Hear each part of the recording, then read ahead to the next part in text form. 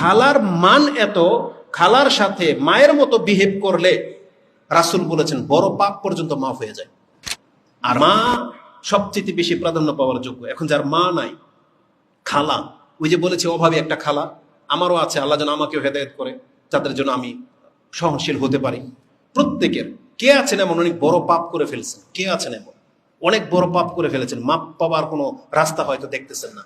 এমন একজন ব্যক্তি রাসূলুল্লাহ সাল্লাল্লাহু আলাইহি ওয়াসাল্লামের কাছে এসে বলতেছেন, আন্না রাজুলান ফাকালা ইয়া রাসূলুল্লাহ আযনাবতু যামবান কাবীরান। তিরমিজিতে আছে আসাবতু যামবান আযীমান, আমি তো একটা মহা পাপের মধ্যে ফেসে গেছি। আর এই বর্ণনায় আসছে আযনাবতু, আমি পাপ করে ফেলেছি, যামবান কাবীরান, অনেক বড় একটা পাপ করে ফেলেছি, ফাহাল লি তাওবাতুন, ইয়া রাসূলুল্লাহ আমার জন্য কি তওবার কোনো মাধ্যম ব্যবস্থা আছে? আমি তওবা করতে চাই, এই পাপ কি মাফ হবে? রাসূলুল্লাহ তাকে প্রথম জিজ্ঞেস করলেন, ফাকালা লাহু, রাসূল সাল্লাল্লাহু আলাইহি